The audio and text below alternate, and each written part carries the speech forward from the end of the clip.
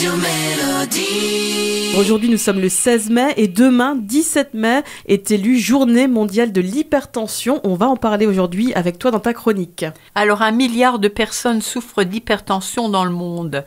40% dans les pays occidentaux et 60% dans les pays en voie de développement. Alors, l'hypertension constitue un facteur de risque cardiovasculaire et se définit par des chiffres trop élevés pour l'âge de la pression sanguine à l'intérieur des artères. Longtemps silencieuse, l'hypertension artérielle peut entraîner des complications très graves telles l'infarctus, les accidents vasculaires cérébraux, des pathologies rénales également. Alors, selon une étude menée dans notre pays, il y aurait 14,4 millions de Français hypertendus, dont seulement 7,6 millions traités. Or, parmi ces hypertendus qui s'ignorent, certaines catégories de personnes sont particulièrement à risque. Alors, comment on peut se rendre compte qu'on a de l'hypertension? Quels sont les signes? Alors, il peut y avoir des vertiges, des sensations de perte d'équilibre, des maux de tête, des bourdonnements d'oreilles, des troubles de la vision, la sensation d'avoir du brouillard devant les yeux ou des mouches volantes, des engourdissements des membres, des vaisseaux qui éclatent dans le blanc de l'œil, des saignements de nez, des œdèmes des membres inférieurs, surtout en cas de chaleur, des crampes dans les jambes, des troubles de la mémoire, une fatigue importante, de l'essoufflement et palpitations à l'effort et de l'angoisse.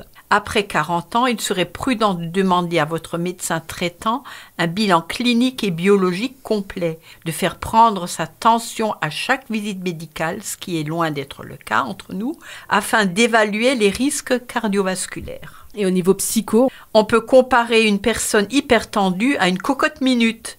Une personne qui accumule des émotions non exprimées. Les colères, les contrariétés sont souvent ravalées, ce qui provoque une grande tension intérieure qui augmente la pression. Il faut apprendre à se faire confiance, à s'accorder du temps pour voir ce qui se passe en soi afin d'exprimer toutes ces émotions qui ne demandent qu'à s'extérioriser. Est-ce que tu aurais des stratégies du côté naturopathique pour l'hypertension artérielle? Alors déjà, perdre du poids. Le surpoids étant un facteur de risque non négligeable, arrêter de fumer, et pour les femmes, opter pour une contraception non hormonale, notamment si celle-ci est associée au tabagisme. Réduire fortement sa consommation de sel et traquer le sel caché dans les aliments industriels, les aliments conservés dans le sel comme les olives, les anchois, les eaux minérales particulièrement riches en sel. Opter pour de bonnes graisses, l'huile d'olive ou graisse de noix de coco pour la cuisson, huile de noix, de lin, de colza pour l'assaisonnement.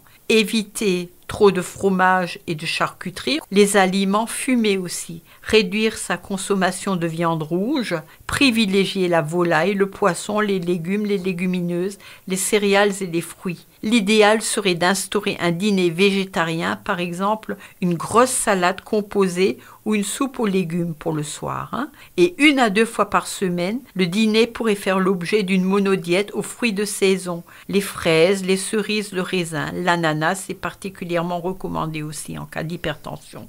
Réduire considérablement le café, opter pour du décaféiné et supprimer les sodas, diminuer la consommation d'alcool et pratiquer une activité physique régulière. L'exercice physique améliore les performances du muscle cardiaque et de ce fait diminue les risques cardiovasculaires. Apprendre à gérer son stress et lutter contre les effets négatifs en pratiquant la relaxation, la cohérence cardiaque, la sophrologie, la méditation. Merci beaucoup Christiane pour tous ces précieux conseils. On retrouve le tout sur le site radiomélodie.com. Et Christiane, moi je te dis à la semaine prochaine. À la semaine prochaine, bonne semaine.